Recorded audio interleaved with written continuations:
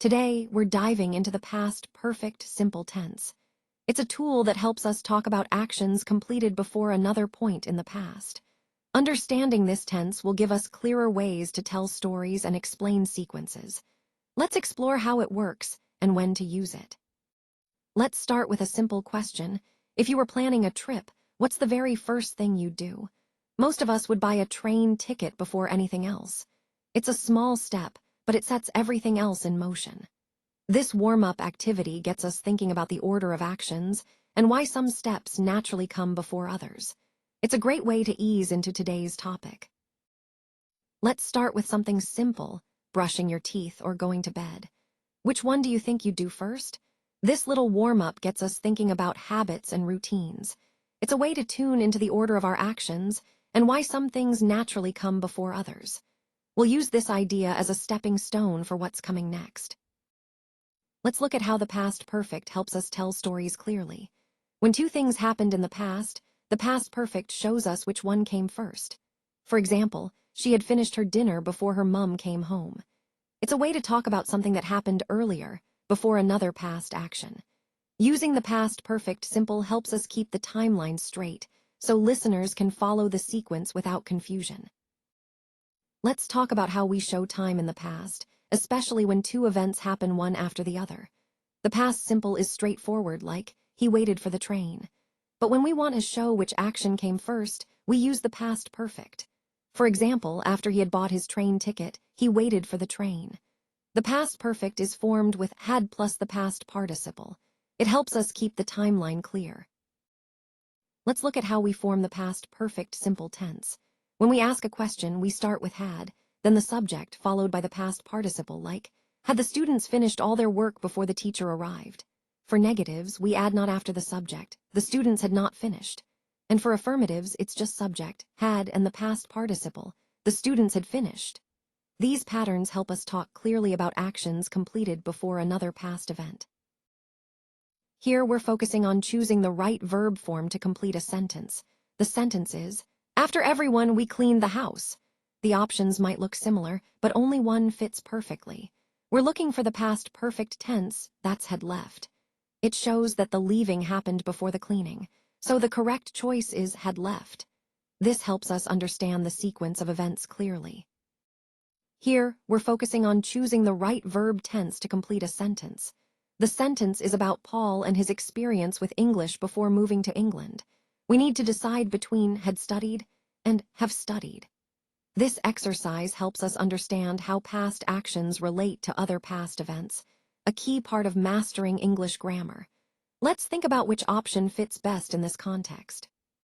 Here's a quick grammar check for this sentence. The original question, have she finished her homework before she ate dinner, has a mistake in the verb form. The correct version is, had she finished her homework before she ate dinner. This uses the past perfect tense, which fits because the homework was completed before the dinner. Let's practice spotting and fixing these kinds of errors. It sharpens our understanding of how time works in English. Here, we're looking at a common mistake in past perfect tense. The original sentence says, I had not saw the film until I watched it last night. The error is in the verb form after had. The correct sentence uses seen instead of saw, so it should be, I had not seen the film until I watched it last night. This small change makes the sentence grammatically correct and clear. Let's keep an eye out for these subtle but important details. Here's a simple story to think about. Marta arrives home, but when she gets there, her family is already eating dinner. So, which happened first? The family starting dinner or Marta arriving? It's a small detail, but it helps us understand how events are ordered in time. Let's practice by choosing the action that came before the other.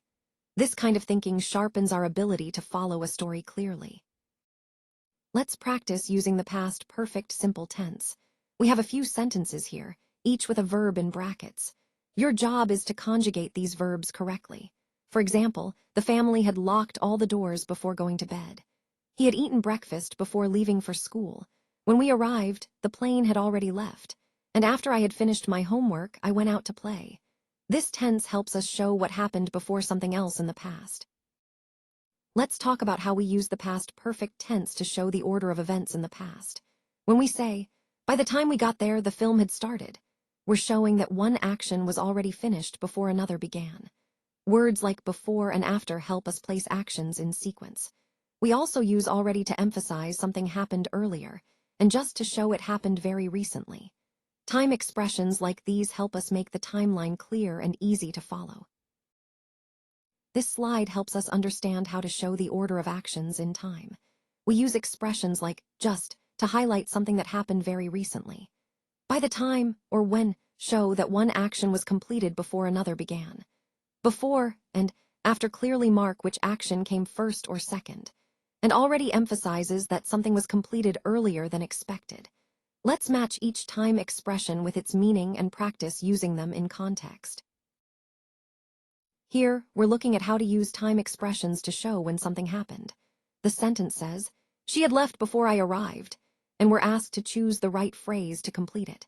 The options are just after, by the time, and just again. This exercise helps us understand how different time markers change the meaning and flow of past events. Let's focus on which one fits best to make the sentence clear and natural. Here, we're focusing on choosing the right time expression to complete a sentence. The sentence is, "By the time I called, she had gone to bed." We're asked to pick from options like just, by the time, and after.